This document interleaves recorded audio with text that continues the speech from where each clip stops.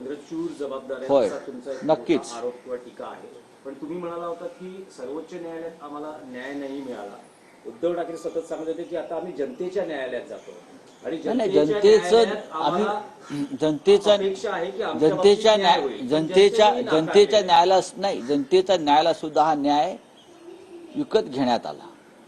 ज्या पद्धतीनं आपण पाहिलं ना, ज्या पद्धतीनं प्रचंड पैसा यंत्रणा वापरून सुद्धा आम्हाला ज्या पद्धतीनं तो न्याय विकत घेतला, त्या पद्धतीनं हा न्याय सुद्धा विकत घेण्याचा प्रयत्न झाला. पण आम्ही निराश नाही, हे लक्षात घ्या. आम्हाला वाईट जरूर वाटलं की शेवटी महाराष्ट्र कोणत्या दिशेने जातोय, महाराष्ट्राचं काय होणार, महाराष्ट्राच्या भविष्याची चिंता ही आम्हाला आहे ना.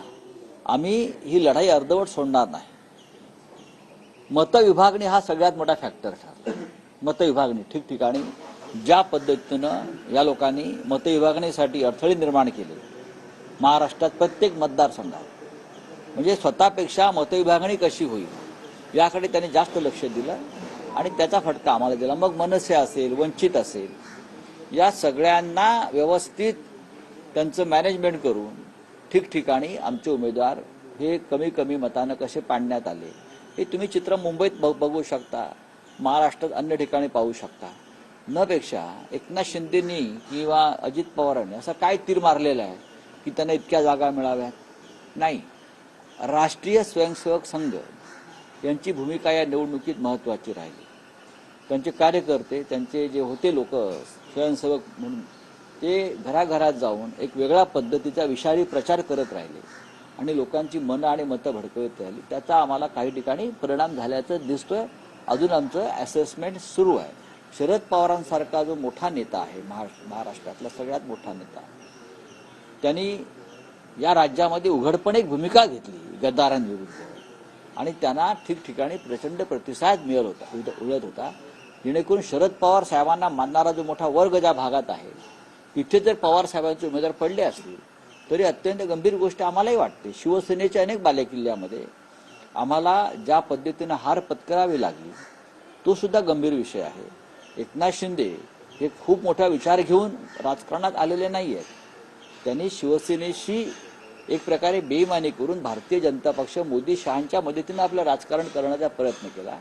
पण भारतीय जनता पक्ष हा वापरा आणि फेका या वृत्तीचा असल्यामुळे जे उद्धव ठाकरे यांच्या बाबतीत घडलं ते लवकरच एकनाथ शिंदे यांच्या बाबतीत घडेल काय याच्याविषयी माझ्या मनामध्ये नेहमीच शंका आहे.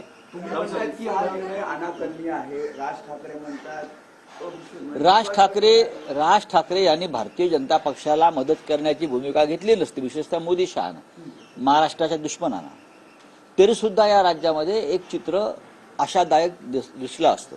अनेक ठिकाणी त्यांचे उमेदवार त्यांना भाजपनं उभे करायला लावले आणि त्याचा जो व्हायचा तो परिणाम अनेक वर्ष होतोय त्याप्रमाणे झालेला आहे. डॉक्टर बाबासाहेब आंबेडकर यांचा विचार सांगणारे आमचे सगळ्यांचे मित्र बाळासाहेब आंबेडकर यांच्या उमेदवारांनी अनेक ठिकाणी भारतीय जनता पक्षाला मदत होईल अशा प्रकारची भूमिका घेतली.